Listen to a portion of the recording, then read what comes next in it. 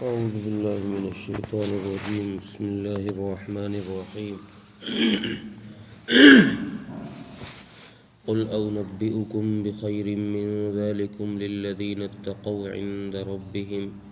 جنات تجري من تحتها الأنهار خالدين فيها وأزواج مطهرة ورضوان من الله والله بصير بالعباد.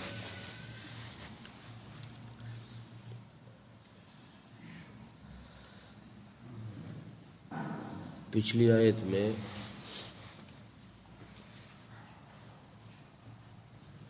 کچھ دنیا کی وہ چیزیں بیان کی گئی تھی جن کے پیچھے انسان اپنے آپ کو لگاتا ہے اور زندگیاں کھپا دیتا ہے، حالانکہ حقیقت میں وہ ساری کی ساری چیزیں فانی ہیں. جتنی چیزیں پچھلی آیت میں تقریباً 6 چیزیں بیان کی گئی ہے کہ انسان دنیا میں ان کو حاصل کرنے کے بعد یہ سمجھتا ہے کہ میں نے بہت کچھ پا لیا ہے، مجھے بہت کچھ مل گیا ہے، حالانکہ یہ چیزیں ایک ناپائیدار ہے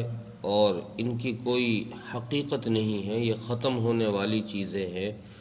اس آیت میں اللہ تبارک و تعالیٰ نے گویا اپنے حبیب صلی اللہ علیہ وسلم سے کہا کہ آپ ان لوگوں سے کہیے جو لوگ دنیا کی ان چیزوں کو یعنی عورت، اولاد اور سونے چاندی کے ڈھیر اور نشان لگے ہوئے گھوڑے اور مویشی اور کھیتی باڑی، جو ان کو حاصل کرنے کے بعد اترا رہے ہیں یا یہ سمجھ رہے ہیں کہ ہم کامیاب ہو گئے، ہمیں بہت اچھی چیز مل گئی ہے، آپ ان سے کہہ دیجئے کیا میں تمہیں اس سے بہتر چیز نہ بتاؤں؟ جو چیز تم سمجھ رہے ہو کہ یہ اچھی ہے، میں تمہیں اس سے اچھی چیز نہ بتاؤں؟ پھر ارشاد فرماتے ہیں کہ اس سے اچھی چیز یہ ہے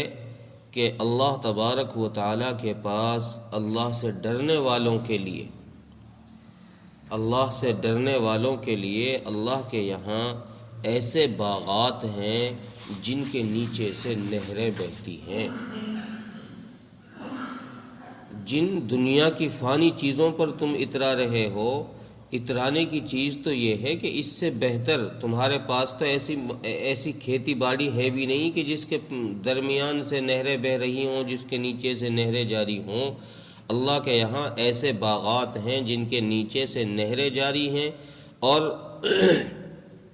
اصل انسان کی مرغوب چیز جو ہے وہ عورت ہوتی ہے. اللہ فرما رہے ہیں کہ ان باغات میں اس کو تنہا نہیں چھوڑیں گے، وہ ازواج مطہرہ، اور وہاں ساری گندگیوں سے پاک صاف بیویاں بھی ان کو دی جائیں گی. وہ ازواج مطہرہ، پاک صاف بیویاں. دنیا کی بیویوں میں تو دنیا بھر کی گند بھری ہوئی ہے، دنیا بھر کی گند ان کے جسم میں ہے، ان کے جسم سے پسینے کی بدبو آتی ہے، ناک سے گندا پانی آتا ہے، ہر مہینے گندا خون آتا ہے، کتنی ساری گندگیاں ان کے اندر چھپی ہوئی ہیں. ہم تمہیں ایسی بیویاں دیں گے جن کے ساتھ یہ گندگیاں جڑی ہوئی ہی نہیں ہیں، جو بالکل صاف ستھری چیزیں ہیں. اور تیسری چیز فرمائی کہ پھر اللہ تبارک و تعالیٰ کی ان باغات میں تیسری چیز تمہیں اللہ کی رضا مل جائے گی.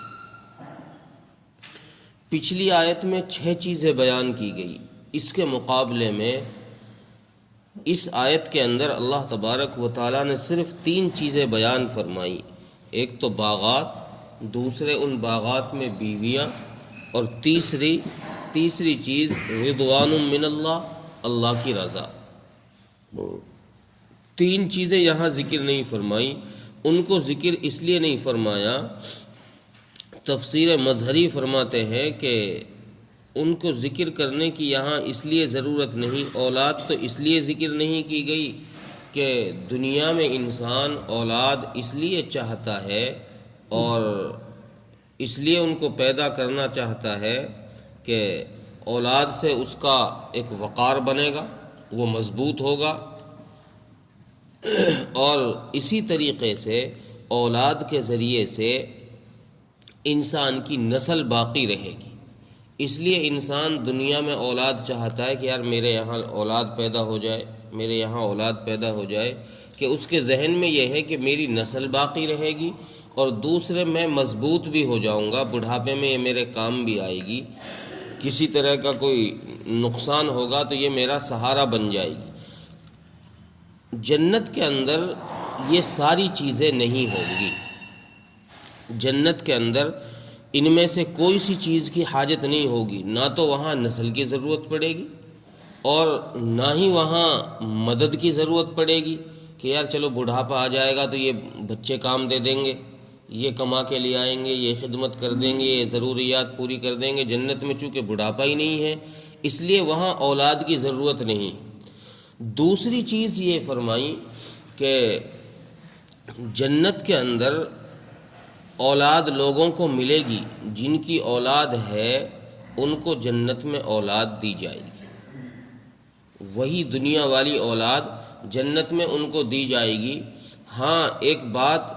تفسیر مظہری نے اور یہاں یہ لکھی ہے کہ اگر کسی مومن کا جی چاہا کہ یار میرے اولاد ہو،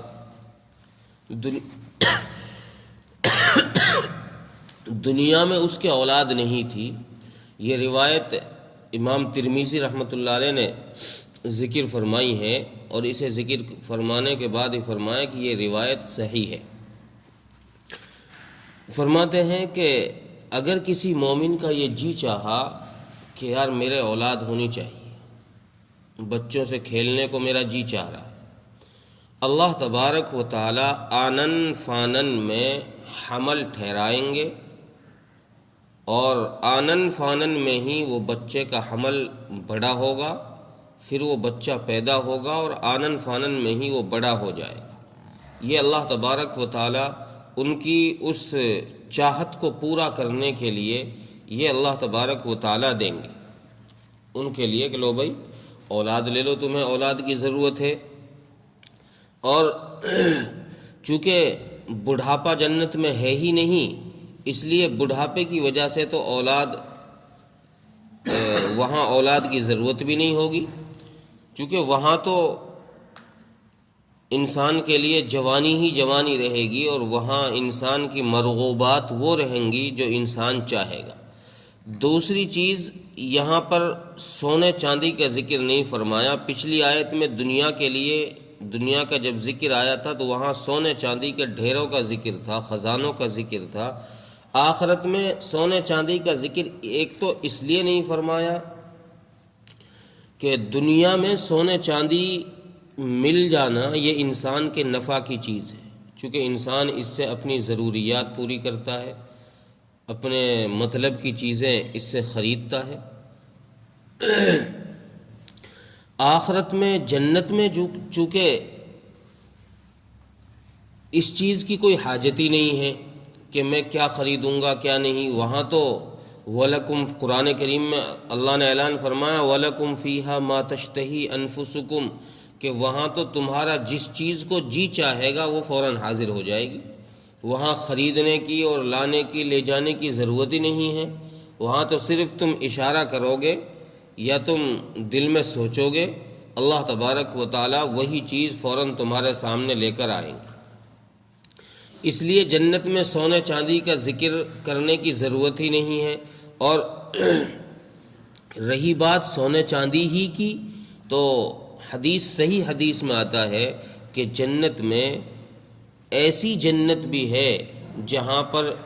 ایسے مکانات ہیں جن کی ایک اینٹ سونے کی اور ایک اینٹ چاندی کی ہے، وہاں ویسے ہی اس چیز کی کمی نہیں ہے،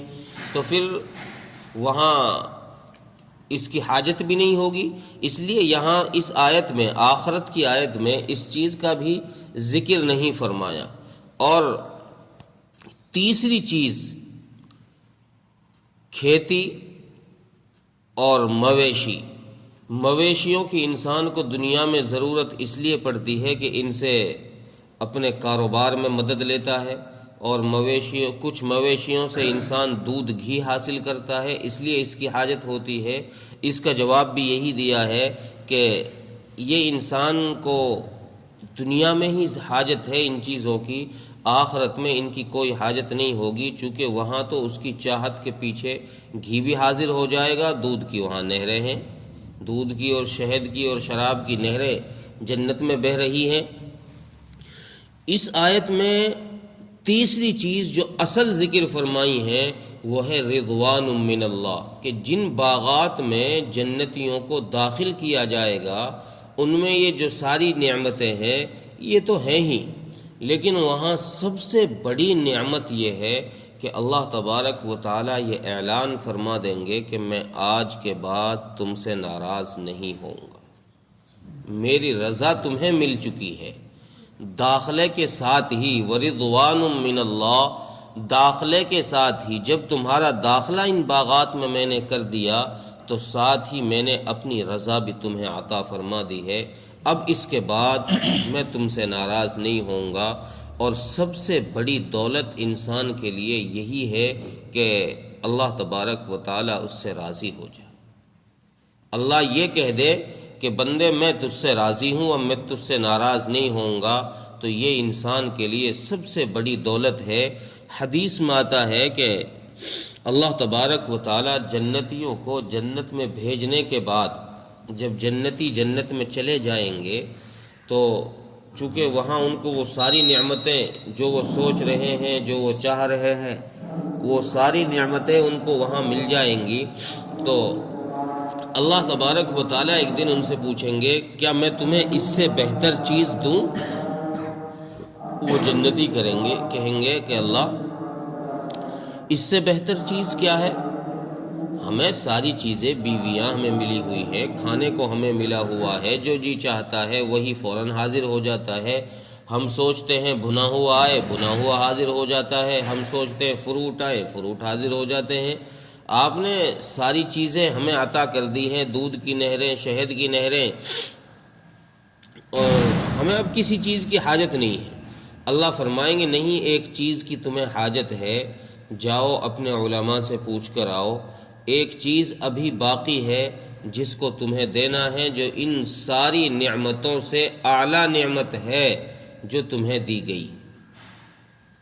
یہ جنتی اپنے مقتداؤں کے پاس، اپنے علماء کے پاس جائیں گے اور وہ سوال کریں گے کہ اللہ تبارک و تعالیٰ نے یہ پوچھا ہے کہ کون سی ایسی نعمت ابھی باقی ہے جس کو ہمیں دینا ہے؟ ہمیں تو ایسا لگتا ہے کہ ساری نعمتیں ہمیں مل چکی ہیں۔ یہ علماء ان کو بتائیں گے کہ دیکھو نعمتیں تمہیں ساری مل چکی ہیں، لیکن ابھی ایک نعمت اللہ نے باقی رکھ رکھی ہے، وہ نعمت ان ساری نعمتوں میں سب سے بڑی ہے، اور وہ اللہ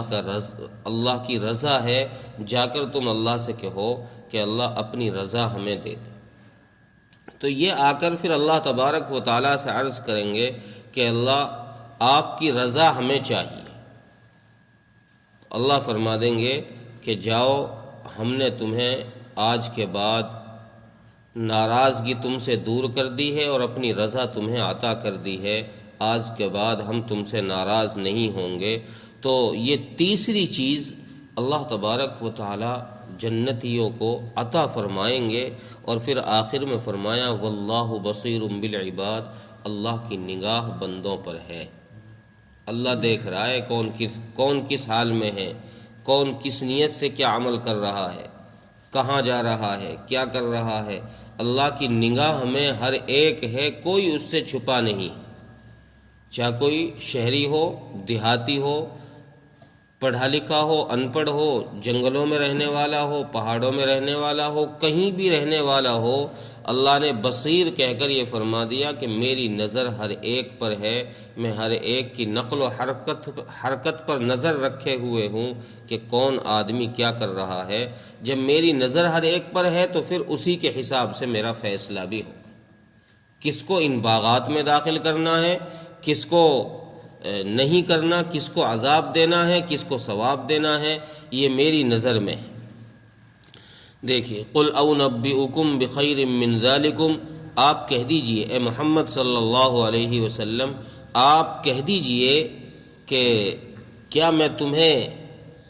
تمہارے لیے اس سے بہتر چیز نہ بتاؤں؟ للذین اتقوا عند ربہم، جو متقیوں کے لیے ہے ان کے رب کے پاس کیا ہے وہ؟ جنات تجری من تحتها الانہار، ان کے لیے ایسے باغات ہیں جن کے نیچے سے نہریں جاری ہیں، خالدین فیہا، اور وہ اس میں ہمیشہ رہیں گے، کوئی لمٹ نہیں ہوگی کہ بھئی اتنے دن رہو اس کے بعد چھوڑنا پڑے گا، خالی کرنا پڑے گا۔ وازواج مطہرہ، اور پاک صاف بیویاں ان میں موجود ہیں، ورضوان من اللہ،